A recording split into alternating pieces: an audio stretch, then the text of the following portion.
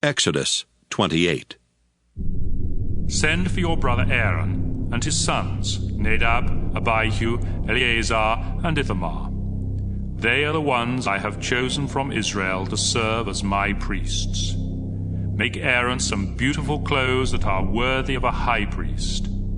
Aaron is to be dedicated as my high priest, and his clothes must be made only by persons who possess skills that I have given them. Here are the items that need to be made: a breastpiece, a priestly vest, a robe, an embroidered shirt, a turban, and a sash. These sacred clothes are to be made for your brother Aaron and his sons, who will be my priests. Only gold and fine linen, woven with blue, purple, and red wool, are to be used for making these clothes. The entire priestly vest must be made of fine linen skillfully woven with blue, purple, and red wool and decorated with gold. It is to have 2 shoulder straps to support it and a sash that fastens around the waist. Put 2 onyx stones in gold settings, then attach 1 to each of the shoulder straps. On one of these stones, engrave the names of Israel's first 6 sons in the order of their birth, and do the same with his remaining 6 sons on the other stone. In this way, Aaron will always carry the names of the tribes of Israel when he enters the holy place, and I will never forget my people. Attach 2 gold settings to the shoulder straps and fasten them with 2 braided chains of pure gold. From the same costly material, make a breastpiece for the high priest to use in learning what I want my people to do. It is to be 9 inches square and folded double with 4 rows of 3 precious stones. In the first row, put a carnelian, a chrysolite, and an emerald.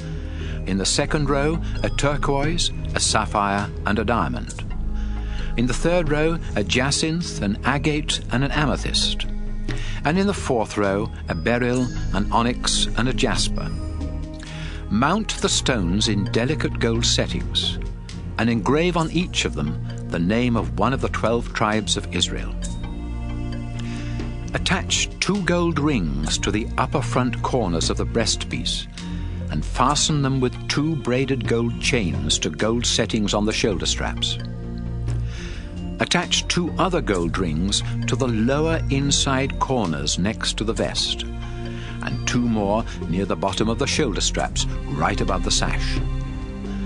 Then take a blue cord and tie the 2 lower rings on the breastpiece to those on the vest. This will keep the breastpiece in place. In this way, Aaron will have the names of the 12 tribes of Israel written on his heart each time he enters the holy place, and I will never forget my people. He must also wear on his breastpiece the 2 small objects that he uses to receive answers from me.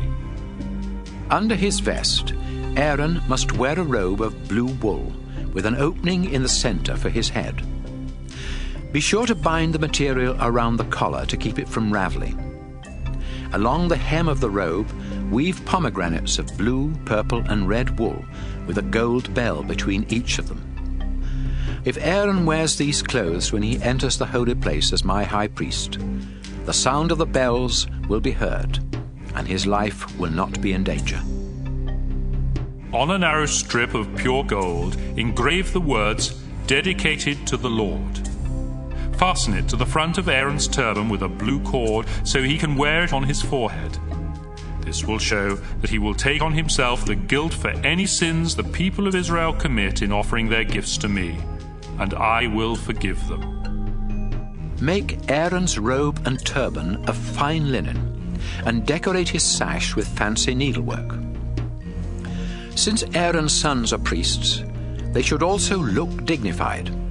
So make robes, sashes, and special caps for them. Then dress Aaron and his sons in these clothes, pour olive oil on their heads, and ordain them as my priests. Make linen shorts for them that reach from the waist down to the thigh, so they won't expose themselves. Whenever they enter the sacred tent, or serve at the altar, or enter the holy place, they must wear these shorts, or else they will be guilty and die. This same rule applies to any of their descendants who serve as priests.